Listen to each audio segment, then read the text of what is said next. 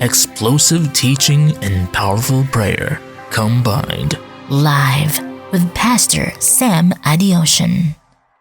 It's time for Prayer Life with Pastor Sam Adeosun. Praise the Lord. Hallelujah. Ẹ jẹ́ a gbàdúrà. Ọlọ́run wa wá yìn orúkọ yín lọ́pọ̀lọpọ̀. A yìn yín tinútinú. A fọpẹ́ fìyìn fògo fún orúkọ yín nítorí pé ṣé nítorí pé àánú yín ìyẹn dúró láéláé.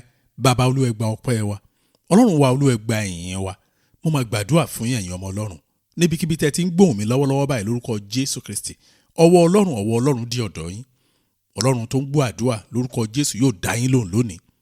Ọlọ́run tó ti pinnu pé lónìí òun tún ṣe bẹbẹ lórúkọ Jésù yóò kà yín mọ́ àwọn tí ó fi dára rẹ̀. Ògo ni fọ́lọ́run lókè ọ̀run. Ní orúkọ Jésù Kristi Olúwa wa. Àmín.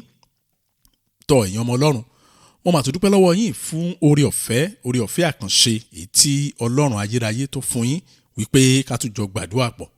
Ẹ wò ó, àdúrà ló máa ń ṣe tèèyàn o. Bẹ́ẹ̀ ni mo sọ fún yín, bẹ́ẹ̀ ni kẹ́ni bá sọ fún yín pé òun tún ní kinní kan tán fi ń kún àdúrà kí ọ̀rọ̀ yín lè ṣeé ṣe. Ẹ dákun bá sọ pé lọ́lọ́ ń pa ọ́. Ó yé wa dájú ní nítorí pé àwa ti wádìí àti rí díẹ̀. Àwa gan ti jèrè àdúrà. A ti fi ẹ̀kọ́ yẹn kọ́ àwọn míì tí wọ́n ti jèrè àdúrà. Àwọn tá a fi kọ́ gan kọ́, wọ́n tún fi kọ́ àwọn ẹlòmíì lọ́hùn táwọn náà ti jèrè àdúrà. Ẹ wá rí bọ́lọ́run ṣe ń ṣe bẹbẹ. So Ọlọ́run ṣe tán láti dá yín lóhùn lẹ́ẹ̀kan sí. Ẹ má jẹ́ ó sú yín, ẹ má jẹ́ ó rẹ̀ yín. Mo sì gbàdúrà Ọlọ́run yóò kà wọ́n mọ́ àwọn tí wọ́n sọ èrè ńlá nínú àdúrà yìí lórúkọ Jésù. Tẹ́ ẹ bá gbàgbé ní ọ̀sẹ̀ tó kọjá gan kọ́ mo ti bẹ̀rẹ̀ tọ́sẹ̀ méjì báyìí. Mo ṣe ìfilọ̀ kan nípa àwọn ètò wa gbogbo. Àwọn kan sì ń kọ mẹ́sẹ̀gì sí wa pé ká forí tì ká fẹsẹ̀ tì ó dáadáa pé ọ̀rọ̀ wa ni òye wọn. Kò sí nǹkan tán pè ní ìforí tì ìfẹsẹ̀ tì ń bẹ̀. Iṣẹ́ tí Ọlọ́run rán wa òun ni a jókòó ta analyse tá a dẹ̀ rí pé irọ́ o kò máa yẹ kí a máa jókòó sójú kan. Ọlọ́run mà sọ bẹ́ẹ̀, a máa ti ń yà díẹ̀ bí ìsọ ká máa wádìí ara wa. Bóyá a ṣì wà nú tá a máa ṣe mà nìyẹn, bóyá a ṣì wà nú ìgbàgbọ́, bóyá a ṣì wà lójú ọ̀nà ń tá a ṣe nìyẹn o. Kì í ṣe ọ̀rọ̀ pé bóyá ó sú wa irọ́ o ìyẹn kọ́. Ẹ wò ó, mò ń sọ òkodoro fún wa ní pé direction tí iṣẹ́ ìránṣẹ́ wa ń dorí kọ òun la dorí kọ yìí. Ibi tó yẹ kó dorí kọ tó bá dé stage kan á tún dorí kọ. Bọ́lọ́run ṣe ń tó nìyẹn. Mo dẹ̀ sọ fún wa pé bọ́lọ́run ti ń bẹ tẹ́mi ẹ̀ bẹ láàyè, àwa ló máa favour. Bẹ́ẹ̀ ni tí máa ní àwa ló máa favour, ẹ̀yin ni mò ń sọ̀rọ̀ ẹ láti jẹ́ kí iṣẹ́ ìránṣẹ́ wa kó pé yín. So òun la fi gbé àwọn ìgbésẹ̀ yẹn. Òótọ́ tó wà ń bẹ nìyẹn. Tí ì bá ṣe bẹ́ẹ̀ torí iṣẹ́ ìránṣẹ́ wa láti jẹ́ kó pé wa, àmọ́ tó yẹ ká ṣe ó máa ṣe o. Mo máa ń sọ fáwọn èèyàn pé tabari ìránṣẹ́ Ọlọ́run tó lọ sí contemporary seminary, wọ́n á rí gbogbo àwọn ètò ń bẹ bí wọ́n ṣe ń ṣe gbábọ́ ṣe ń ṣàwé bá fẹ́ kówó jọ tẹ bá fẹ́ jẹ àwọn èèyàn run gbogbo àwọn nǹkan bá àwọn yẹn wọ́n á kọ́ yín bẹ́ẹ̀ ṣe lè bá àwọn èèyàn sọ̀rọ̀ tọ́rọ̀ yín máa jẹ wọ́n oríṣiríṣi. Ṣùgbọ́n rọ́ o, Ọlọ́run rán wa nírú iṣẹ́ ìránṣẹ́ bẹ́ẹ̀ yẹn, ó fún wa ní specific instruction ni. So tíṣẹ́ ìránṣẹ́ wa tabari pé kò fẹ́ pé àwọn èèyàn mọ́, á gba ọ̀nà míì kó lè bẹ̀rẹ̀ sí pé yín láti pé yín ni o. A fẹ́ ní àsìkò fún àwọn ènìyàn. Torí a rí pé àsìkò yẹn ti wà fẹ́ yọmọ́ fẹ́nikẹ́ni. Ọlọ́run dẹ̀ rán wa bẹ́ẹ̀. Ọlọ́run rán wa bẹ́ẹ̀ rárá. So a fẹ́ ní àkókò fún àwọn èèyàn, kì í ṣe yẹn nìkan. A fẹ́ wá àkókò láti raise àwọn àmì fún Ọlọ́run. Mo fẹ́ fi dá yín lójú pé àwọn kan ṣì wà tó jẹ́ pé wọ́n máa gbóná jù wá lọ. Wọ́n sì lókun àtagbára láti sáré. We want to raise leaders. Àti bẹ̀rẹ̀ ètò yẹn díẹ̀díẹ̀. A fẹ́ ní time láti communicate pẹ̀lú Ọlọ́run fúnra wa gan. So there are a lot of things that we can do. That we want to do is in the making, but lè gbé jáde torí pé kò tẹ̀ wá sáàyè ọ̀gán mọ́. So ìdí ẹ̀ nìyẹn ta fi make àwọn changes fún àwọn yẹn. Ẹnìkan á bè lọ́wọ́ mi pé ṣé nǹkan tẹ́sán báyìí ni pé ẹ̀tẹ̀ ìdíṣẹ́ wà ní rárá mọ́ àwẹ́ tí nínú ìrìn àjò iṣẹ́ ìránṣẹ́ wa ta bá tún rí àwọn nǹkan kan tá a rí in fact tó bá pè nǹkan tá a rí àti rírí àti sọ lórí Ohun Àánú a ò ní fi ṣe Ohun Àánú. Gbogbo nǹkan tá a ti sọ pátá lórí Ohun Àánú yẹn a ní tó mí ìsọ tó jọ. Ṣùgbọ́n tá a bá rí o torí ìrìn àjò láyé tá a bá rí o pé eléyìí tún ọ̀nà tuntun lélẹ́mi rí eléyìí rí o ẹ kàn gbọ́ lọ́jọ́ kan ní pé Ohun Àánú jáde. Ṣùgbọ́n kò sí pé àtúnṣe Ohun Àánú kò sí yẹn mọ́. Ẹ dákun not only that àwọn programs wà níwájú tí ó yẹ ká ṣe tọ́lọ́run ti sọ fún wa ká ṣe àmà ṣe tí mo sọ fáwọn èèyàn wa ni máa ṣe àdúgbò àtọ́lọ́run bá tó gbé àwọn míì dìde kan máa ṣe nǹkan tọ́lọ́run ní ká ṣe táwọn ò ṣe yìí. So ẹ dákun mo sì gbàdúrà pé ẹ̀yin náà rí ti ń ṣe láì fi ohunkóhun kún lórúkọ Jésù Kristi. Ẹ jẹ́ á wọnú àdúrà wa lọ. The presence of God, ìfarahàn Ọlọ́run. The presence of God. Ẹ wo ní nǹkan bí ọjọ́ mélòó sẹ́yìn ẹnìkan send message sí mi. Ṣé message wọn yẹn ìbéèrè ni wọn ò dẹ̀ sọ ju bẹ́ẹ̀ lọ bọ́n ṣe kí wa tán nínú message wọn yẹn wọ́n sọ pé what can happen to someone that will change everything positively. Nǹkan tó ń sọ mẹ́ ni pé wọ́n ní kí ló lè ṣẹlẹ̀ sí èèyàn tó jẹ́ pé ìgbé ayé ni achit pátá gẹ́gẹ́ bí kìrìsìtẹ́nì gẹ́gẹ́ bí ọmọ Ọlọ́run kí ló lè ṣẹlẹ̀ sí látọ̀dọ̀ Ọlọ́run wá tàbí kí ló lè rí kí ló lè mọ̀ tó gbogbo máa yí padà forever fún positively. Wọ́n á rẹ́rìn lẹ́sẹ̀kẹsẹ̀ mo dá wọn lò mo ní the presence of God. Ìfarahàn Ọlọ́run ni. Ìfarahàn Ọlọ́run ni. Ṣẹ́rí tí èèyàn bá rí ìfarahàn Ọlọ́run ìyẹn pé tí Ọlọ́run bá fira ẹ̀ hàn yàn ohun gbogbo ti yí padà nìyẹn o kì í ṣe pé gbogbo máa yí padà lẹ́sẹ̀kẹsẹ̀ yẹn ohun gbogbo ti yí padà. Kò tún síbẹ̀ kẹ́nìkan fẹ́ jẹgàba kò possible mọ́ pé ìṣòro mi kò tí ẹni rí ìṣòro mọ́ ojú á fọ́jú sí nǹkan tó ń pè ní ìṣòro torí pé ohun gbogbo ayé yàtọ̀ torí pé ìgbé ayé life will have a whole new meaning. Ìgbé ayé yìí ìtumọ̀ ọ̀tọ̀ ló máa fún ẹni yẹn. Ibi tí àdúrà wa ń dorí kọlé ní gangan nìyẹn. Ẹ̀yin ọmọ Ọlọ́run ìkan nínú àwọn nǹkan tí ìfarahàn Ọlọ́run tó lè mú báyàn ó ní ìsinmi. Ẹ gbà mo sọ fún ìsinmi oh God. Ṣé rí ogun tó lè báyàn jù láyé ni pé kéèyàn ní ẹ̀mí ọkàn ìsinmi. Ṣùgbọ́n téèyàn bá ní ìsinmi yẹn ni pé ohun gbogbo máa yé yàtọ̀ oh God. Ó máa ṣe ẹ̀dẹ̀ wá wò ó ṣe rí ìsinmi yẹn òun ní nǹkan téèyàn nílò jù nínú ìrìn àjò ayé. Exodus chapter 33 verse 14. Exodus 33 verse 14. Mi láìkí bí wọ́n ṣe túmọ̀ ẹ̀ ní Yorùbá rárá torí pé nǹkan tí òyìnbó ń sọ kọ́ yẹn Bíbélì sọ pé ó ní and he said Exodus 33:14 and he said my presence will go with you and I will give you rest. Ọlọ́run mi o ṣe pé eléyìí kì í ṣòwe ọ̀rọ̀ ni bá mo á lọ wo ìwé Bíbélì Yorùbá kan tó wà lọ́wọ́ mi ó ní Olúwa dáhùn wípé ojú mi yóò máa bá ọ lọ. Irọ́ o Bíbélì ò sọ bẹ́ẹ̀. Bíbélì sọ pé ojú mi yóò máa bá ọ lọ. My presence will go with you. Ìfarahàn mi yóò máa bá ọ lọ. Ó yàtọ̀ sí ojú mi yóò máa bá ọ lọ. Bíbélì sọ pé my eyes will go with you kò sọ bẹ́ẹ̀. Ó ní my presence will go with you. Ẹ̀rí ibi tá ti bẹ̀rẹ̀ àdúrà wa nìyẹn. Ó ní tí ìfarahàn òun bá ti ń bá wa lọ tán ó ní èmi yóò sì fún ọ ní ìsinmi. Mọ́mí ìsinmi yẹn mo fẹ́ kẹ́ ẹ béèrè fún. Dádì tẹ́ bá béèrè fún ìsinmi yẹn níwájú Ọlọ́run àti èèyàn ẹ máa blame ara yín pé kí ló tẹ̀ fi béèrè fún ìsinmi yẹn láti nǹkan bíi 30 years ago. Torí pé ìgbé ayé yín á gba àdùn kan tó jẹ́ pé ẹ̀yin gan ò ní mọ bí sweetness yẹn ṣe ń wá. Jésù Olúwa ẹ jẹ́ kí ìfarahàn yín máa bá mi lọ nínú ìrìn àjò ayé mi kí n lè ní ìsinmi. Oh Lord, let your presence accompany me on my life's journey so that I can have rest. Ẹ wo kì í ṣe ẹ̀yin nìkan ní ká gbàdúrà yẹn fúnra yín. But ẹ jẹ́ ká kọ́ gbà fúnra wa náà. Rí a tún àdúrà yẹn gbà bọ̀ ká kọ́ gbà fúnra wa náà. Jésù Olúwa ẹ jẹ́ kí ìfarahàn yín máa bá mi rin ìrìn àjò ayé kí n lè ní ìsinmi. Ẹ jẹ́ á gbàdúrà bẹ́ẹ̀ ní orúkọ Jésù ní orúkọ Jésù Ọlọ́run ayérayé mo gbàdúrà ẹ jẹ́ kí ìfarahàn yín kó máa bá mi rìn àjò ayé lórúkọ kí n lè ní ìsinmi. Ìfarahàn yín ẹ jẹ́ kó máa bá ìdílé mi rìn àjò lórúkọ Jésù Kristi ká lè ní ìsinmi.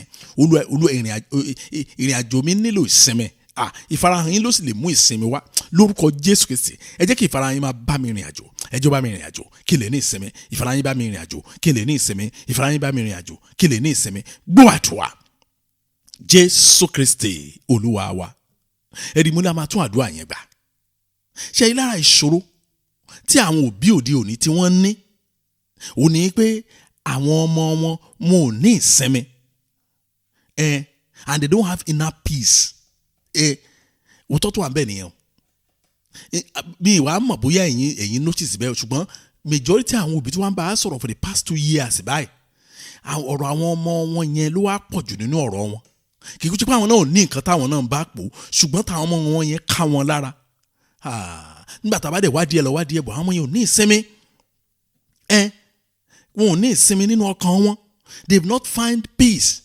Àwọn kíni kan wà táwọn ọmọ yẹn wá ń jà àwọn ọmọ ìdí òní tí wọ́n wá ń jà sí lọ́dọ̀ òbí wọn pé ẹ̀dẹ̀ lọ́rùn jẹ́ alágbára ṣé Ọlọ́run jẹ́ alágbára báyìí ẹ wo ìṣòro mi mo fail exam ẹ wo ìṣòro mi wọn ò fún mi ní visa ẹ wo ìṣòro mi kí ló dẹ̀ fà á rédèrèdè tí wọ́n lọ ń kọ́ ṣọ́ọ̀ṣì tẹ́ kó wọn lọ yẹn rédèrèdè tí wọ́n fi ń bọ́ wọn so wọn ò jẹ́ kán understand kan tó pè ní sùúrù wọn ò jẹ́ kán understand àwọn kan báwọn wọ̀nyí ó wà affect wọn nígbà tí ìṣòro kékeré wá dé òótọ́ tó wà ń bẹ̀ ni mò ń sọ fún yín yẹn ṣùgbọ́n nínú àdúrà yìí wọ́n lè ní ìsinmi wọ́n lè rí ìsinmi fún ọkàn wọn náà kí wọ́n lè mọ̀ pé Ọlọ́run òun ni ọba ayé àti ọba lọ́run ẹ wò ó kí nǹkan tí wọ́n nílò báyìí òun ni pé kí Ọlọ́run farahàn wọ́n o ẹni tí Ọlọ́run bá rẹ̀ ti farahàn ńkọ́ ó tán o gbogbo nǹkan change pátápátá nù kò ní ìdí tíṣà mọ́ níwájú Ọlọ́run àti èèyàn ẹni tí Ọlọ́run bá farahàn kò ní ìdí ẹnìkan tá a ṣe máa lecture ẹ̀ mọ́ nípa Ọlọ́run Jésù Olúwa ẹ fi ara yín hàn fún àwọn ọmọ mi lọ́wọ́lọ́wọ́ báyìí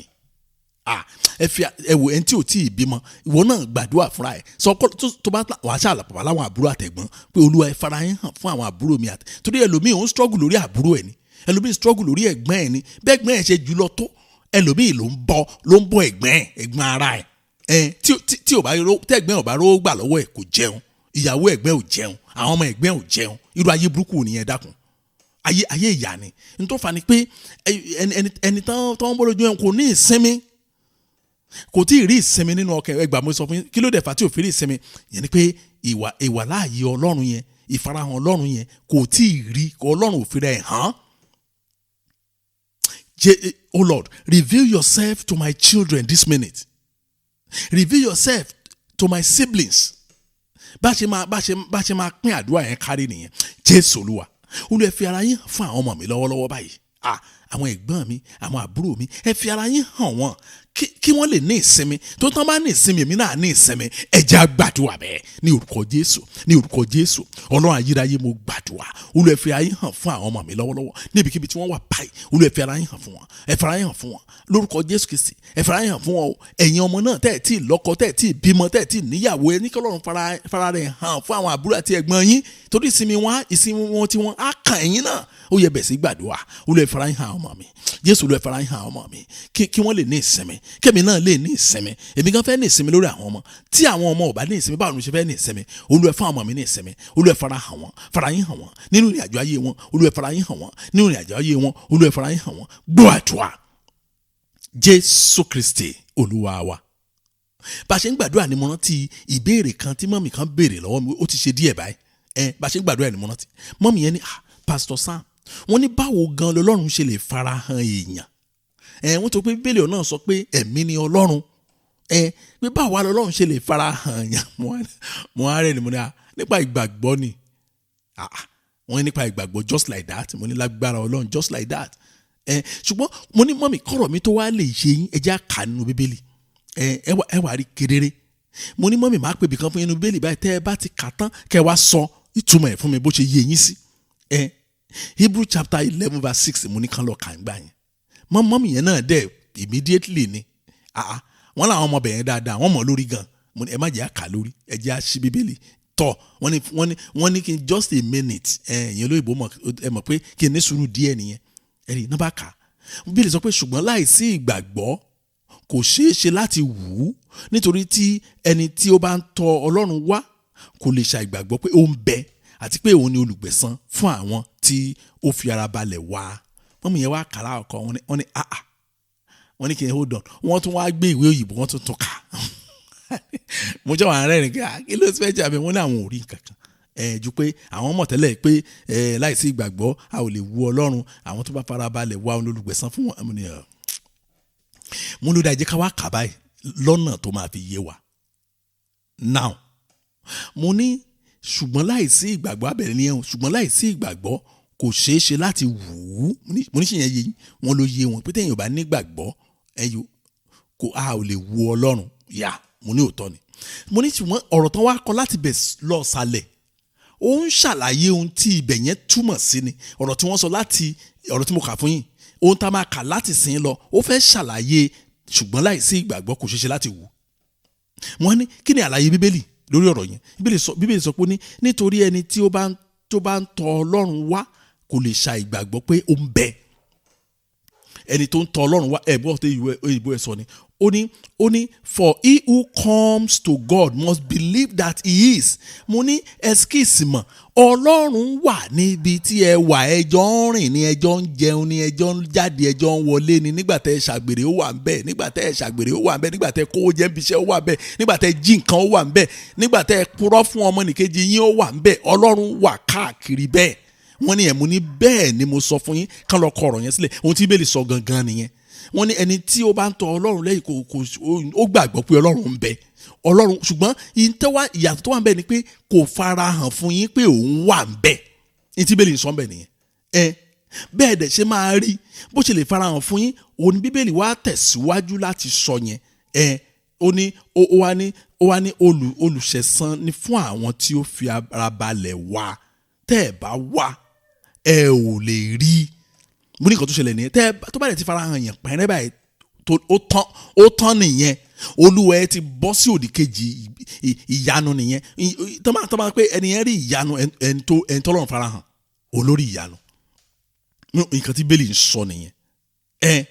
mo ní bẹ́ẹ̀ ṣe máa rí báyìí, bẹ́ẹ̀ ṣe máa wà báyìí láti rí ni wípé ẹ máa gbé ìgbé ayé yín bí ìgbà tó jẹ́ pé ó wà lẹ́gbẹ̀ẹ́ yín. ó tán ẹ ti farabalẹ̀ wá tó pé ẹ gbọ́dọ̀ gbà pé ó ń bẹ. mo ṣe bá yín sọ̀rọ̀ yìí tí n bá gbàgbọ́ gẹ́gẹ́ bí ìránṣẹ́ Ọlọ́run pé Ọlọ́run wà lọ́dọ̀ mi báyìí nínú stúdíò báyìí tí mo bá yín sọ̀rọ̀ lọ́wọ́lọ́wọ́ báyìí mi ì ní lè purọ́ fún yín. mọ́mí ẹ gbà bẹ́ẹ̀, dádì ṣé ọ̀rọ̀ mi yé yín bẹ́yẹn. now tí n bá dẹ̀ ti gbàgbọ́ wípé Ọlọ́run jókòó tì mí gbẹrẹgbẹ gbogbo tí mò ń sọ fún yín, fún àpẹẹrẹ kí wọ́n ní mo lọ sí Àbújá ní ìjẹta, oh my God, obìnrin yẹn ti kú pátápátá, àwọn dókítà ni ó ti kú, mo gbọ́wọ́lé báyìí ó dẹ̀ sín ló bá praise the Lord, hallelujah. ẹjọ́ tí n bá gbàgbọ́ pé Jésù ó jókòó lẹ́gbẹ̀ẹ́ ṣíà tí mo jókòó sí, ṣé mo lè pa irú rọ́ ńlá bẹ́yẹn?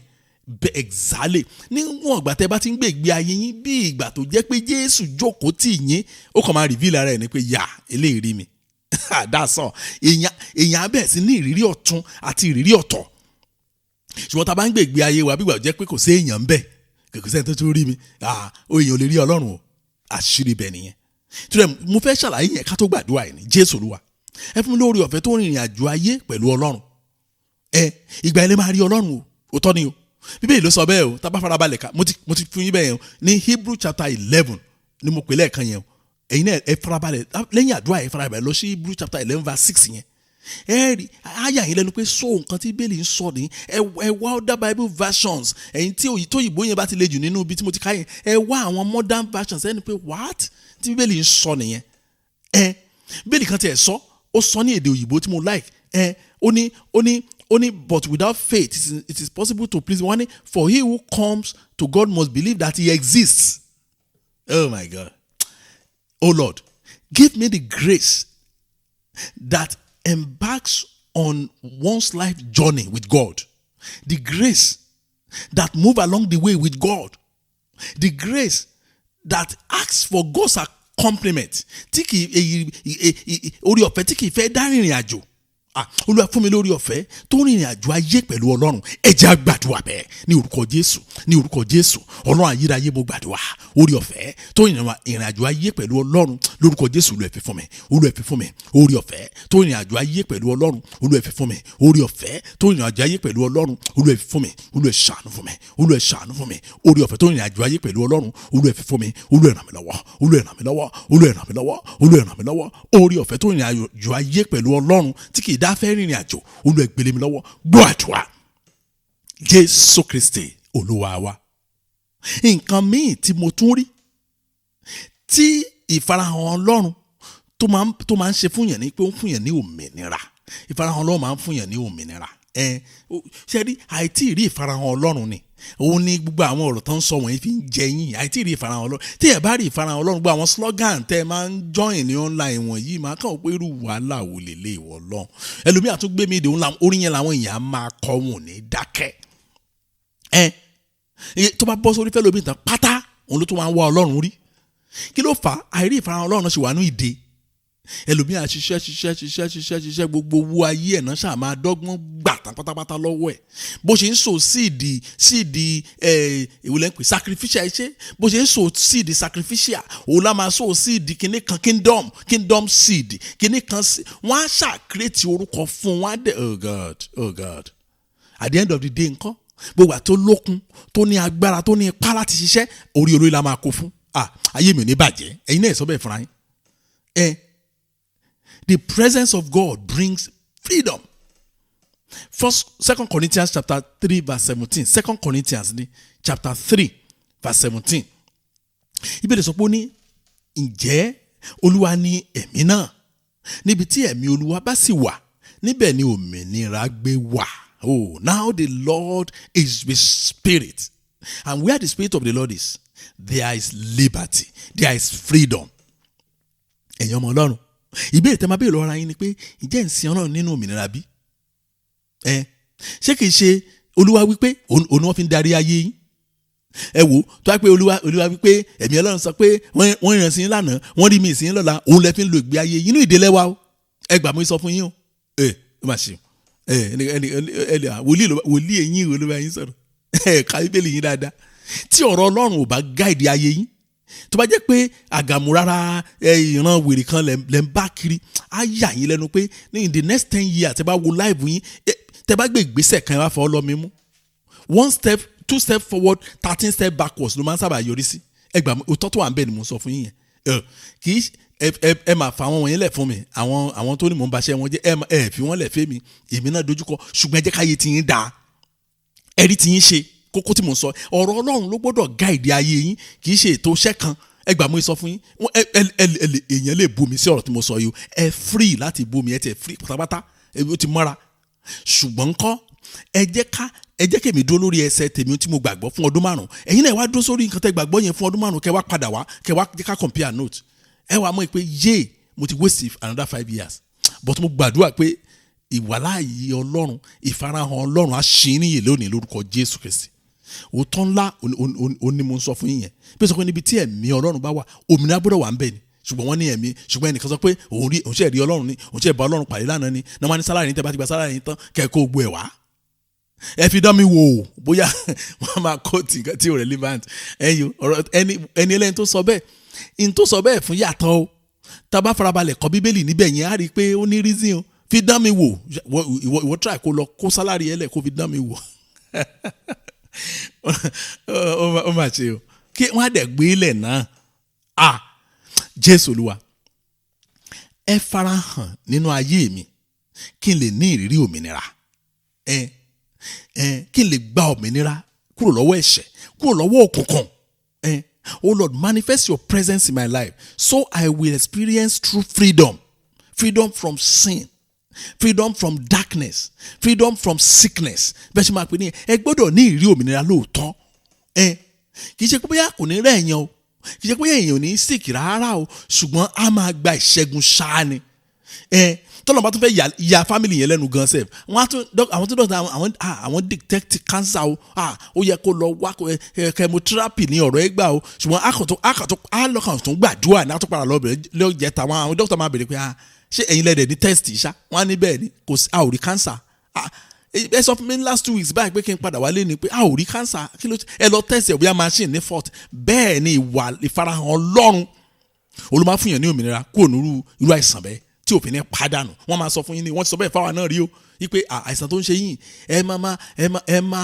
ẹ kẹtẹ́ fi kú ni o ẹ máa manage ẹ̀ tẹ́ fi kú ni o wọ́n á bù sẹ́ mo bẹ̀ lọ́wọ́ àǹtí yẹn dókítà yẹn mo ní ọdún wo lẹ́rù mi yẹn máa lò láyé ó ní nobody can tell 100 years 50 years 80 years àwọn náà fi ń ṣeré bẹ́ẹ̀ yẹn mo ní màá manage ẹ̀ ṣé yẹ kí ẹ̀ máa manage ẹ̀ gan fún ọdún 5 ká tó wá sọ iye ọdún oh my God ẹ̀rí wọ́n á sọ bẹ́ẹ̀ fún yín ṣùgbọ́n ìfarahàn Ọlọ́run máa fún yín ní òmìnira ẹ gbà mú sọ fún yín ẹ gbàgbọ́ sọ̀rọ̀ tí mo sọ fún yín mi ì fọ́ọ̀sì yín láti gbàgbọ́ ṣùgbọ́n mo ń bẹ̀ yín pé kẹ́ ẹ gbàgbọ́ kẹ́ ẹ lè gbádùn Ọlọ́run ní ìhà bẹ̀ yín Jésù Olúwa ẹ farahàn nínú ayé mi kí n lè ní ìrírí òmìnira tòótọ́ kí n lè bọ́ kí n lè ní òmìnira lọ́wọ́ ẹ̀ṣẹ̀, kí n lè gba òmìnira lọ́wọ́ òkùnkùn, kí n lè gba òmìnira lọ́wọ́ ìdè, kí n lè gba òmìnira lọ́wọ́ àìní, kí n lè gba òmìnira lọ́wọ́ àìsàn. Ẹ jẹ́ á gbàdúrà bẹ́ẹ̀.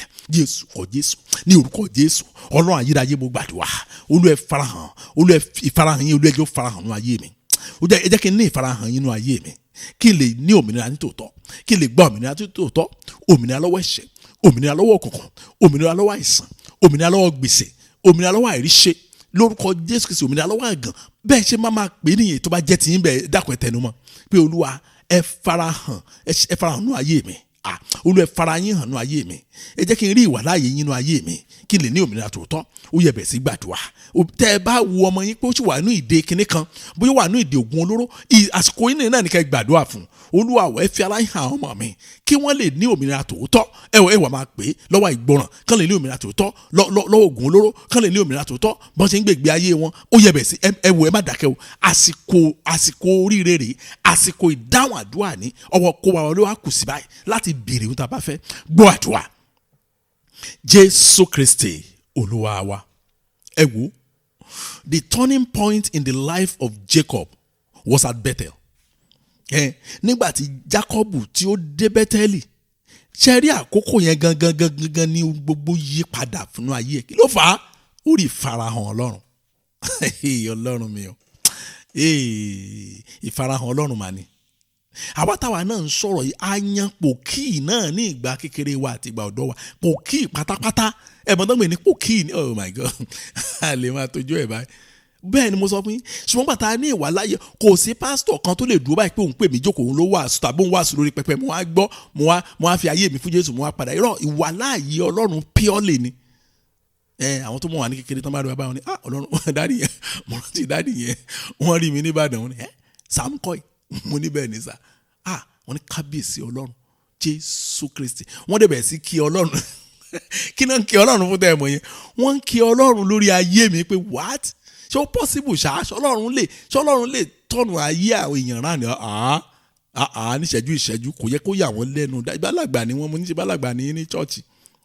Wọ́n ní àwọn ṣẹ̀ṣẹ̀ gbà ní pé kò sí ohun tí Ọlọ́run ò lè ṣe àfi tí ó bá fẹ́ ṣe lókun. Ẹ rí ìwà láàyè Ọlọ́run.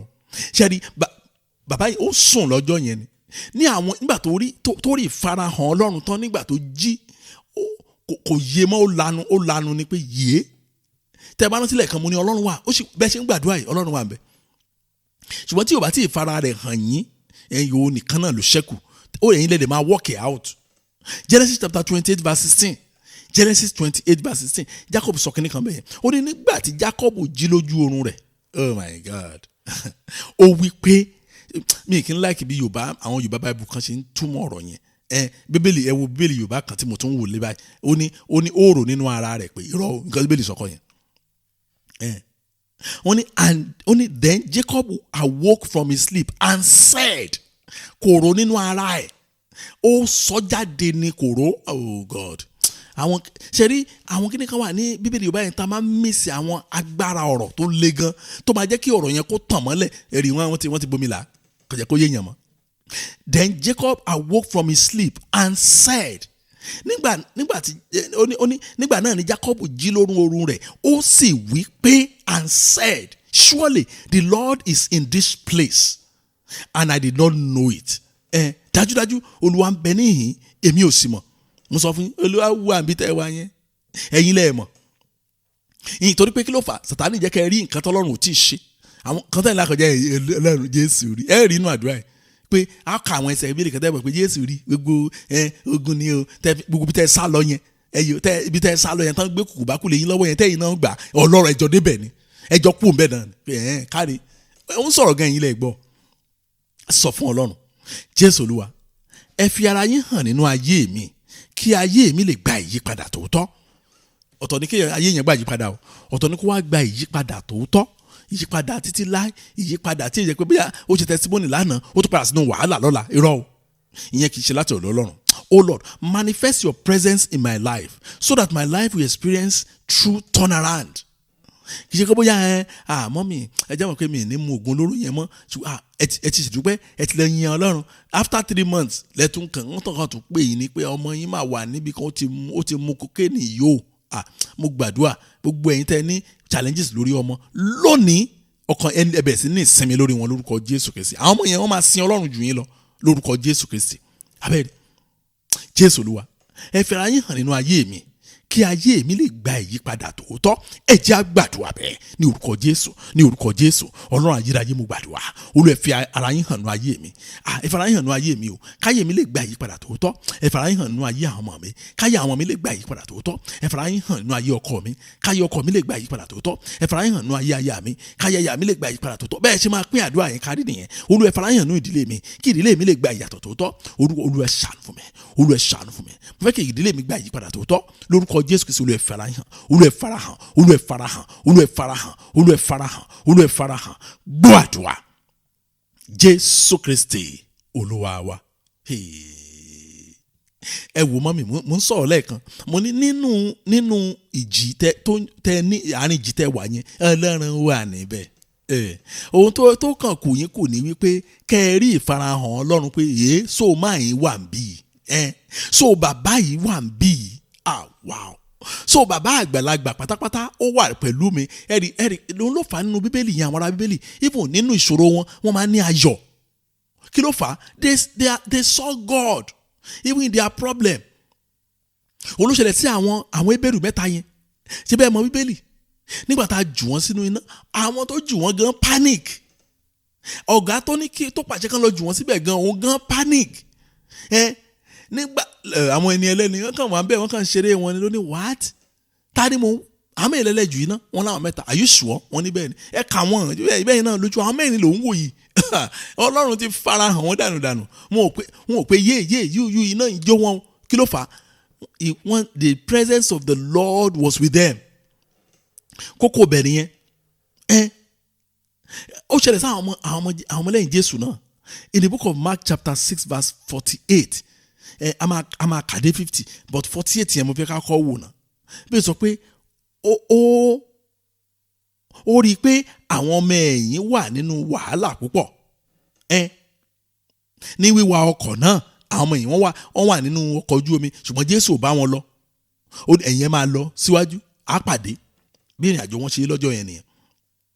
Ṣùgbọ́n wá rí wọn ó rí àwọn ọmọ ẹ̀yìn èdè òyìnbó sọ pé ní then he saw them straining at rowing for the wind was against them. Wọ́n ní nítorí ìjì líle ó ṣe ọwọ́ òdì sí wọn. Mọ́mì, gbogbo ìjì líle tó ṣe ọwọ́ òdì sí yín láti ìsinsìnyí lọ kí wọ́n sinmi lórúkọ Jésù Kristi. Torí pé ẹ ti rí ìfarahàn Ọlọ́run, ìsinmi ló dẹ̀ kàn. So ẹ gbọ́dọ̀ sinmi pátápátá. Bẹ́ẹ̀ ni mo sọ fún yín. Ó nígbà náà ni ó sì di ìwọ̀n ìṣọ́kẹrin òru. Ó tọ̀ wọ́n wá. Ó rìn lórí omi òkun. Ó sì fẹ́ ré wọn kọjá. Now tẹ́ ẹ bá farabalẹ̀ wo bẹ̀ yẹn ẹ rí i pé Jésù rí wọn ó ń pùlù legs wọn ni, ó fẹ́ wo reaction wọn ni. Ó rí wọn pé inú ọkọ̀ ojú omi yẹn náà wà o. Ó wá rìn lórí omi. Ó wá pretend pé òun ò rí wọn. Ó fẹ́ rìn kọjá wọn. Mo like bí èdè ìgbó ẹ̀ ṣe sọ. Ó ní then he saw them straining at rowing, for the wind was against them. Now about the first watch of the night he came to them walking on the sea and would have passed them by. Ẹ̀rí ó ṣe bí ẹ̀ ń tí ò rí wọn, ó dẹ̀ mọ̀ pé wọ́n wà ń bẹ̀. Ó mọ̀ pé inú ìjì ni wọ́n wà. Ó mọ̀ pé ìjì yẹn dẹ̀ pọ̀ gan, ìjì yẹn ṣọwọ́ òdì sí wọn. Mọ́mì, èyí tẹ́ fi wèrè pé Ọlọ́run lẹ́jọ́, èyí tẹ́ fi mọ̀ pé Ọlọ́run sójú ẹ fọ́ ni.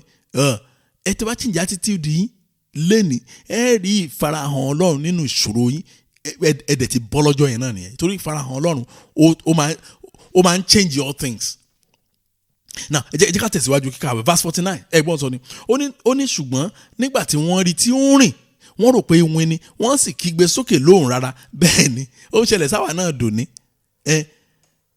Ọ̀tọ̀ ní nǹkan tó ń ṣẹlẹ̀ sí wọn lọ́wọ́ o, ìjì ló ṣọwọ́ òdì sí wọn o. Ó wá dàbí ọkọ̀ ojú omi yẹn fẹ́ dànù, kí náà tún wá ń wò yìí wọ́n tún wọ ẹnìkan tó ń rìn létí omi tó tún rìn lọ. Ìbẹ̀rù wá dé pé yéè èwo tún lè léyìí. Ìyẹn ni pé èèyàn bá kan fà á ìmí ìtún yọjú. Situation yẹn máa ń wà nù ayé èèyàn máa bá kan fà lọ́wọ́ àwọn dáwọn á yọjú èèyàn ó tẹ̀ ti sú mi báyìí. Ẹ̀rí àwọn yẹn kí ni wọ́n ṣe? Bíbélì sọ pé ó ní they cried out. Mọ́mì, tẹ́ ẹ bá cried out tí cry out yín bá wá di weeping kì í ṣẹ̀ṣẹ̀ o. Tẹ́ ẹ bá kígbe lóhùn rárá nínú rárá yín lẹ bá bú sẹ́kún kì í ṣẹ̀ṣẹ̀ àtọ́. Ṣùgbọ́n tẹ́ ẹ sọ ìwà tẹ́ ẹ wù ibi tẹ́ ẹ yà yóò ló ń dákún ọ̀rọ̀ ayé èèyàn. ẹ̀rí verse 50 ẹ̀ wá mú nǹkan sọ ni ó ní nítorí gbogbo wọn ni ó rí i tí ẹ̀rù sì bà wọ́n ṣùgbọ́n òun sọ̀rọ̀ sí wọn lẹ́sẹ̀kẹsẹ̀ pé ẹ mú ọkàn lé mi ni ẹ má bẹ̀rù. Ohùn Ọlọ́run á jáde sí yín lónìí lórúkọ Jésù Kristi. Mo ní ohùn Ọlọ́run á jáde sí yín lónìí lórúkọ, torí tí ohùn Ọlọ́run bá jáde ìsinmi jáde sí yín, tí ohùn Ọlọ́run bá jáde solution dé nìyẹn. Bẹ́ẹ̀ ni Jésù Olúwa. Akọ gbàdúrà fún ohùn Ọlọ́run. Jésù Olúwa ẹ fọ̀hùn sínú ayé mi. Olúwa ẹ wò mí nínú wàhálà mi. Ẹ wò mí nínú ìdààmú ọkàn mi. Ẹ wò mí nínú ìbéèrè mi ojoojúmọ́. Ní orúkọ Jésù Kristi Olúwa ẹ fọ̀hùn sínú ayé mi. Ẹ jẹ́ á gbàdúrà bẹ́ẹ̀ ní orúkọ Jésù, ní orúkọ Jésù. Olúwa ẹ wò mí nínú ìdààmú mi. Olúwa ẹ wò mí nínú ìbéèrè mi. Olúwa ẹ wò mí nínú ìṣìpẹ̀ mi. Olúwa ẹ fọ̀hùn. Olúwa ẹ tẹnumọ́ pé k'Ọlọ́run kó fọ̀hùn sínú ayé yín o. Ó yẹ tẹnumọ́ ẹ máa gbàdúrà. Bẹ́ẹ̀ ni ẹ tẹnumọ́ mo like bẹ́ẹ̀ ṣe ń gbàdúrà yẹn. Yes. Àwọn yẹn máa ń gbà bí tí mo wà yìí o. Àwọn yẹn máa ń gbà bí tí mo wà yìí, inú mi dẹ̀ dùn. Ó yẹ ẹ̀yin náà tẹnumọ́ tí yín ní orúkọ Jésù Kristi. Olúwa ẹ ṣàánú fún mi lónìí. Olúwa ẹ ṣàánú fún mi lónìí. Olúwa ẹ bójú wo ayé mi. Ẹ bójú wo ìpèníjà mi. Ẹ bójú wo ìṣòro mi. Olúwa ẹ fọ̀hùn. Jésù Olúwa ẹ fọ̀hùn. Ẹ fọ̀hùn sínú ayé àwọn ọmọ mi náà. Olúwa ẹ fọ̀hùn sí ìdílé mi. Olúwa ẹ fọ̀hùn. Gbọ́ àdúrà. Jésù Kristi Olúwa wa. A tún àdúrà yẹn gbà ṣùgbọ́n ní ọ̀nà mi. Jésù Olúwa ẹ wá sínú ayé mi ní lọ́ọ́lọ́ọ́ yìí kí n lè bọ́ lọ́wọ́ àwọn ohun tó tẹ orí mi bá.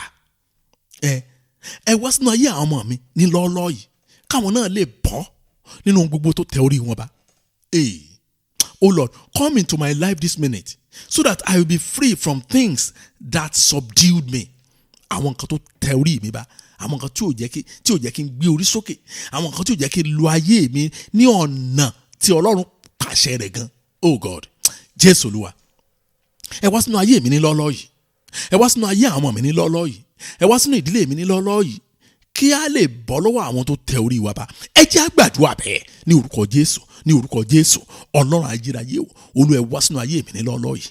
Olúwa ẹ wá sínú ayé mi ní lọ́ọ́lọ́ọ́ yìí. Ní lọ́ọ́lọ́ọ́ tí mò ń gbàdúrà yìí ni o. Olúwa ẹ wá sínú ayé mi kí n lè bọ́ pátápátá, kí n lè gba òmìnira lọ́wọ́ àwọn tó tẹ orí mi bá. Olúwa ẹ ṣàánú fún mi. Tẹ́ ẹ bá mọ tó tẹ orí yín bá, bóyá ẹ ní iṣẹ́ lọ́wọ́, ó yẹ dárúkọ ẹ̀ fún Ọlọ́run. Bóyá àìrí ṣe, bóyá ẹ lè dáhùn rere ṣe, ẹ sọ fún Ọlọ́run. Bá pé ìgbélu ti yín, tó bá pé ìgbéyàwó ni ti yín, gbogbo àwọn kan tó tẹ orí yín bá, tó dàbí pé ẹ̀gbọ́n ẹ̀yọ́ tó fẹ́ dàbí pé tó sọ yín di aláìlágbára, ẹni kí Ọlọ́run kó ṣàánú yín lónìí, ẹni kó wá sínú ayé yín lọ́lọ́. Tó bá wá síbẹ̀ ẹ rí ìfarahàn rẹ̀, tó bá ti rí ìfarahàn rẹ̀ ńkọ́ ẹ gbòmìnira nìyẹn. Ó yẹ bẹ̀ sí gbàdúrà. Olúwa wá sínú ayé mi ní lọ́lọ́ yìí kí lè bọ́ lọ́wọ́ àwọn kan tó tẹ orí mi bá. Gbọ́ àdúrà. Jésù Kristi Olúwa wa. Ẹ̀yin ọmọ Ọlọ́run, tí Ọlọ́run bá farahàn nínú ayé ènìyàn, ayọ̀, oh God, ayọ̀ tí ò ní standard, tí ò ní òté pé standard 4 láyọ̀ yìí. No, ayọ̀ tí kò lópin ni. Àwọn ayọ̀ kan wà tó ní standard. Ẹ sọ pé àbí táyọ̀ yẹn máa dé mọ́ nìyẹn o. Ẹ má yọ̀ kọjá stage yìí o. Àwọn ayọ̀ kan wà jẹ́ pé bí a ṣe ń yọ̀ ń ta, èèyàn ń yọ̀ nulẹ̀, èèyàn ń yọ̀ láàrin rẹ̀. Bó sẹ́ni tí ò ní rí tán. Àwa dé stage kan àwọn èèyàn á máa fi orúkọ ẹ̀ sínú àdúrà. Wọ́n á create àwọn èèyàn. Mo jẹ́rìí wa ní CAC wa lọ́hùn. Kò sí nǹkan tí mo lè sọ dóní. Wọ́n á sọ dorin ní ìsìn kíákíá, wọ́n á forúkọ yín sínú orin yẹn. Ọlọ́run tó ṣe ti lágbájá, tó ṣe kinní kan, tèmi náà ló kàn báyìí. Mò ń sòótọ́ fún yín. Ọjọ́ tí àwọn ṣọ́ọ̀ṣì kan tí wọ́n kọ orin èmi ló kàn létí mi, mo ní wá sí tó compose orin ìjáde. Ẹ má bínú jáde yẹn yàn mí. Ìwà wa nìyẹn. Ó dẹ̀ dábẹ́ o. Bùsùnmọ́ tọ́lọ́run ẹ̀yin náà lè dé ipò yẹn kí Ọlọ́run kó farahàn ayé yín tán. Kí ayọ̀ yín wá kọjá wẹ́rẹ́wẹ́rẹ́, èyí nìkan kọ́ lẹ́ẹ̀ máa dáyọ̀. Bẹ́ẹ̀ ni mo sọ fún yín. Psalm 16 verse 11 olójẹ́ ká mọ̀ bẹ́ẹ̀. Psalm 16 verse 11 bẹ́ẹ̀ sọ pé ó ní you will show me the path of life. In your presence is fullness of joy. At your right hand are pleasures forevermore. Oh my God. Bíbélì. What a lovely book. Ìwé tó God. Ìwé tó yẹ pé kò yẹ kí ó máa kúrò ní ọkàn èèyàn. Mí ni kò yẹ kó máa kúrò lọ́wọ́ yín o. Àwọn ọ̀rọ̀ tó yẹ kó wà lọ́kàn ni o ní Bíbélì o, kì í ṣe àwọn ọ̀rọ̀ tó yẹ kó wà nínú fóònù tàbí tó yẹ kó wà nínú ibi tẹ́ ń gbé kiri nìkan o. Ẹ̀rí ó ní ìwọ ti fi ipa ọ̀nà ìyè hàn mí ní iwájú rẹ ní ẹ̀kúnrẹ́rẹ́ ayọ̀ wà, ní ìfarahàn rẹ in your presence, ní ìfarahàn rẹ ní ẹ̀kúnrẹ́rẹ́ ayọ̀ wà, ní ọwọ́ ọ̀tún rẹ ní ìdùnnú ayérayé wà. Oh my God, oh my, ẹ̀kúnrẹ́rẹ́ ayọ̀ tí ò ní òté, ayọ̀ tí ò ní gírèdì mọ́, tó ayọ̀ tó pé pátápátá. tá a béèrè pé ẹsikísà pásọ Àánú yẹ béèrè kan lọ́wọ́ náà béèrè kan tẹ́ ẹ̀ ní mọ̀ tẹ́ ẹ máa béèrè bí kò ṣe táìmù táwọn kan ń béèrè nǹkan ọpẹ́ lẹ́yìn dá lọ́wọ́ Ọlọ́run. ẹ̀kúnrẹ́rẹ́ ayọ̀ nìyẹn. Jésù Olúwa, ẹ fi ara yín hàn nínú ayé mi kí ayọ̀ lè kún, kí ayọ̀ mi lè kún. ẹ̀rí ó wà important o, káyọ̀ mi lè kún lórí ayé mi, káyọ̀ mi lè kún lórí àwọn ọmọ mi, káyọ̀ mi lè kún lórí iṣẹ́ mi. ẹ̀kúnrẹ́rẹ́ ayọ̀ nìyẹn o. ẹ̀kúnrẹ́rẹ́ ayọ̀ kì í ṣe pé ayọ̀ èèyàn kún lórí ọmọ ṣùgbọ́n kò kún lórí iṣẹ́. ayọ̀ èèyàn kún lórí iṣẹ́ ṣùgbọ́n kò kún ẹ̀rí lórí ìdílé. so ẹ̀kúnrẹ́rẹ́ ayọ̀ ó máa ń cover everywhere ni. Oh Lord, manifest your presence in my life so that I will have fullness of joy over my life, over my children, over my work, over my family. Ó gbọ́dọ̀ dé gbogbo ìhà ni.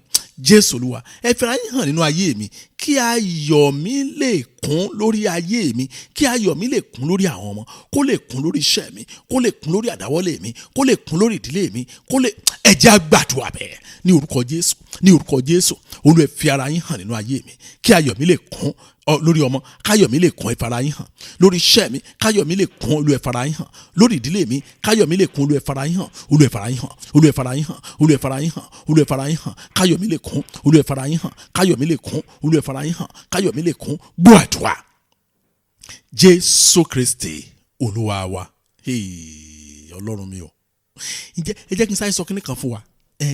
Jẹ́ sáré sọ kíní kan fún wa. Mo fẹ́ ká sáré gbàdúrà bíi méjì kan ká tó lọ gbàdúrà àánú wa. Ọlọ́run mi o. Bíbélì sọ àṣírí kan fún wa. Níbi tó wu Ọlọ́run jù láti máa gbé. Ibì kan wà tó wu Ọlọ́run jù láti máa gbé. Ẹ má sọ pé ìjọba Ọlọ́run. Irọ́ Bíbélì ò fi kọ́ wa bẹ́ẹ̀. Bíbélì ò fi kọ́ wa bẹ́ẹ̀ rárá tọ́. Mi sọ pé Ọlọ́run ò ní ìtẹ́ o, Ọlọ́run ní ìtẹ́ o, ṣùgbọ́n àwọn kan wà tí Ọlọ́run fẹ́ máa bá gbé every day. Ohun kan tó wù nìyẹn. Tẹ́ ẹ bá dẹ̀ wo Bíbélì dáadáa, nígbà tí Ọlọ́run dá ènìyàn tán, one of his goals ni wípé kó wà láàrin àwa ènìyàn. Ó wu Ọlọ́run láti wà láàrin wa. That's why Bíbélì sọ pé Ọlọ́run máa ń wá bá Ádámù àti Éfà ní ìmòoru ọjọ́, ó wá ń bá wọn ṣe kíni, ó kàn bá wọn, ó wá nàjú. Ó fẹ́ láti wà ní àráǹdì àwọn ìṣẹ̀dá ẹ̀ ní ènìyàn. Ẹ̀rí góòlù ẹ̀ nìyẹn. Mo ti sọ àṣírí fún abẹ́yẹn o. Ṣùgbọ́n gbàtà wa lọ sí ìwé ìfihàn wa ń sọ fún wa tí Ọlọ́run fẹ́ ṣe ní ọjọ́ iwájú. Lẹ́yìn ìdájọ́, ó ní lẹ́yìn ìdájọ́ tó bá dájọ́ tán, ibi tó ń padà sí òun níbi tó ti bẹ̀rẹ̀. Bíbélì sọ bẹ́ẹ̀ ni, ibi tí Ọlọ́run máa padà sí lẹ́yìn ìdájọ́ òun níbi tó ti bẹ̀rẹ̀ pẹ̀lú wa. Revelation chapter 21 ni kò débẹ̀ kò dé 23. Revelation 21 verse 3. Revelation yẹn pé ìwé ìfihàn chapter 21 orí 21 ẹsẹ̀ 3. Bíbélì sọ̀rọ̀ kan níbẹ̀. Ó ní mo sì gbọ́ ohùn ńlá kan láàrin orí ìtẹ́ náà wípé ó ń wípé kíyèsí àgọ́ Ọlọ́run wà pẹ̀lú àwọn ènìyàn, òun ó sì máa bá wọn gbé, wọn ó sì máa jẹ́ ènìyàn rẹ̀, àti Ọlọ́run tìkára ẹ̀ yóò wà pẹ̀lú wọn, yóò sì máa jẹ́ Ọlọ́run wọn. That is the ultimate goal of God. Ọlọ́run fẹ́ láti máa bá wa rìn. That is why téèyàn bá wà nínú ayé lọ́wọ́lọ́wọ́ báyìí, tó bá ṣe ìfẹ́ ẹ̀, Ọlọ́run máa like láti fara ẹ̀ hàn, ó like ẹ̀ láti relate pẹ̀lú wa. Ìyẹn ló máa fi yà mí lẹ́nu nígbà mi tí bá gbọ́ táwọn pásítọ̀ wa Nàìjíríà, àwọn ọmọ Nàìjíríà wọ̀nyí, tí wọ́n bá bẹ̀rẹ̀ sí sọ pé àwọn rí Ọlọ́run ní káwọn kan lọ ṣe kílẹ̀ máa ń ṣe káàkiri yẹn náà, wọ́n ní ká lọ ṣe ìrúbọ kan níbì kan, máa wọ pé ìwọ Ọlọ́run, irú Ọlọ́run wo làwọn wọ̀nyí ń rí báyìí? Ṣé kìí ṣe pé ìríkùrí ti bẹ̀rẹ̀ ẹ̀rí? And I heard a loud voice from heaven saying, behold, the tabernacle of God is with men. The tabernacle of God is with men, and he will dwell with them. Ibi tí Ọlọ́run máa parí ìrìn àjò àwa àti Ọlọ́run sí, òun níbi tó ti bẹ̀rẹ̀ pẹ̀lú wa. Pé ó máa ń wá, ó fẹ́ bá wa gbé gan. So that's why tó fi jẹ́ pé ìfarahàn Ọlọ́run yẹn ó jẹ́ dandan fún èmi àti yín. Tẹ́yìn pásítọ̀ kan bá sọ fún yín pé òun nìkan ló lè rí Ọlọ́run, ẹ̀yin ò ní ipá láti rí Ọlọ́run, ẹ sọ pé mo ló purọ́. Bíbélì ò sọ bẹ́ẹ̀. Àmọ́yé àwọn láti kọ́ ní ẹ̀kọ́ yìí tí wọ́n practice ẹ̀wò tán táwọn náà dẹ̀ rí ìfarahàn Ọlọ́run. Bẹ́ẹ̀ ni mo sọ fún yín. Jésù Olúwa, ẹ fún mi ní ẹ̀rí ìfarahàn yín lónìí. assignment wa nìyẹn fọ́ sẹ́yìn yẹ pé mo ní assignment kan lọ́sọ̀kọ̀ kọjá mo fẹ́ fi assignment bẹ̀rẹ̀ ntẹ́ ẹ̀ máa tẹnumọ́ ní ọ̀sẹ̀ yìí nìyẹn pé Jésù Olúwa ẹ fún mi ní ẹ̀rí ìfarahàn yín lónìí ẹ fi ara hàn mí ẹ sẹ́ẹ̀lì àdéhà yín sí àwọn ọmọ yín náà pé kí wọ́n fi gbogbo ọ̀sẹ̀ yìí gbà á pé kí Ọlọ́run kó farahàn wọn torí pé tọ́lọ́run bá ti farahàn wọn tán lecture yín ò ní mí ní ìmọ̀ torí pé wọ́n á ní òye ju gbogbo ẹ̀ lọ ó dàbí ọmọ tó wà yunifásitì ẹ wá péjọkọ ẹ wá ní ẹ fẹ́ ṣe lesson fún ẹ wá ní 1+1 kí ni o ó yá máa wí tẹ̀lé mi A B C ọmọ yẹn kàn bù sẹ́yìn àdìdí àkàn máa lọ ni pé ìyá yìí ò serious ó kàn fẹ́ prank mi ni torí pé kò ní sọ pé ẹ serious fóun ẹ sọ fọlọ give me the evidence of your presence today bí ẹ ṣe máa sọ fún àwọn ọmọ yín nìyẹn òyìnbó yẹn á dùn gbà pẹ̀lú wọn Lord give me the evidence of your presence ìyẹn pé ẹ̀rí pé Ọlọ́run wà láàyè ẹ̀rí pé Ọlọ́run ń bẹ láàyè kọ́lọ́run kó ṣó ẹ̀ fún àwọn ọmọ yín ẹ̀rí pé Ọlọ́run wà láàyè kọ́lọ́run kó ṣó ẹ̀ fún yín tọ́lọ́run bá dáhùn àdúrà yẹn ẹ wò àwọn ọmọ yín kò ẹ̀wọ̀n ò tiẹ̀ ní mọ̀ nǹkan tó ń jẹ́ bẹ́ẹ̀ pé my problem I don't God did not answer me God did not heal me wọn ò tiẹ̀ nílé sọ nítorí pé wọ́n ti kọjá stage yẹn Jésù Olúwa ẹ fún mi ní ẹ̀rí ìfarahàn yín lónìí ẹ jẹ́ á gbàdúrà bẹ́ẹ̀ ní orúkọ Jésù ọ̀nà ayérayé mo gbàdúrà ẹ̀rí ìfarahàn yín Olúwa ẹ fún mi lónìí ẹ fún mi ní ẹ̀rí ìfarahàn yín ní orúkọ Jésù Kristi Olúwa ẹ fún mi ní ẹ̀rí ìfarahàn yín ní orúkọ Jésù Kristi mo fẹ́ rí ẹ̀rí ìfarahàn yín o Olúwa ẹ ṣàánú fún mi Olúwa ẹ ṣàánú fún mi Olúwa ẹ ṣàánú fún mi gbọ́ àdúrà Jésù Kristi Olúwa wa ẹ wò kò yẹ ká jẹ́ kí ká lọ bẹ́ẹ̀ ká má gbàdúrà fún àwọn ọmọ wa lórí eléyìí torí ìgbà míì wà tó yẹ pé torí ìrìn àjò tẹ́ ti mú àwọn ọmọ yẹn gbà wọn ò fẹ́ràn Ọlọ́run gan mọ́ wọn ò fẹ́ gbórúkọ Jésù gan mọ́ ẹ ti mú wọn gba àwọn ìrìn àjò kan nínú ayé wọn tó yẹ pé ẹ ti jẹ́ kí orúkọ yẹn kó wà meaningless létí wọn àwọn ọmọ yóò dàbí nǹkan tí lady yẹn sọ fún mi mo ní mọ́mì tí mo lè bọ́ ọmọ yín sọ̀rọ̀ níbẹ̀ ni mo ní gbọ́ kí ló dé ò fẹ́ sin Ọlọ́run bó ṣe fáyìn tó yìí wọ́n ló ń kọrin tẹ́lẹ̀ wọ́n ló múrin kọ gan pé òyìn òlílé ẹ̀kọ́ àyà ó ní ó kàn ní ìwé ní òun òbílẹ̀ pé Ọlọ́run yẹn gan exist mo ní kí lórí ó ní àìmọye wọ́n sọ tóun bá ti wẹ̀ tóun bá wẹ̀ lẹ́ẹ̀méje létí odò tóun bá wẹ̀ nìkan tóun bá fi ọṣẹ kan rárí all those things my mom say I should do I've done it she has taken me to various places and I'm tired. So if truly there is God, at least ó yẹ kó ń pàdé ẹgbọ́n ọmọ tó lọ́pọlọ ó ń jẹ́ pé lóòótọ́ Ọlọ́run yẹn ó yẹ kó at least kó ní gbogbo àwọn fake tó ń ti lọ ó yẹ kó ń pàdé ẹyọ kan so Ọlọ́run yẹn ò sí ni olúkàwé kan wá business tó máa fi jẹun ni mo ló tán lé ni mo wá bẹ̀rẹ̀ sí rojọ́ láì jẹ̀bi ní kóòtù ìfarahàn yẹn náà nídìí o ni mo sọ pé ẹ jẹ́ ká kú gbàdúrà káwa náà kọ́ gbà fún wọn o ká tó fún ọ ní assignment yẹ ká kọ́ gbà fún wọn o pé Jésù Olúwa ẹ fún àwọn ọmọ mi ní ẹ̀rí ìfarahàn yín ẹ jẹ́ kí wọ́n mọ̀ pé lóòótọ́ lẹ́ ń bẹ láàyè oh Lord give my children the evidence of your presence today let them know that you exist tí wọ́n bá mọ̀ pé Ọlọ́run wà láàyè ní ìdá àti wàásù Jésù fún wọn fún tẹ̀ bá ṣọ́ra yín àwọn lápè ìjókòó tá máa wàásù Jésù fún yín Jésù Olúwa ẹ fún àwọn ọmọ mi ní ẹ̀rí ìfarahàn yín lónìí ẹ jẹ́ kí wọ́n ní ẹ̀rí yẹn dandan wípé ẹ̀ ń bẹ láàyè ẹ jẹ́ á gbàdúrà bẹ́ẹ̀ ní orúkọ Jésù Ọlọ́run ayérayé mo gbàdúrà àwọn ọmọ mi dọwọ́ yín Olúwa ẹ fún wọn ní ẹ̀rí ìfarahàn yín Olúwa ẹ fún wọn ní ẹ̀rí ìfarahàn yín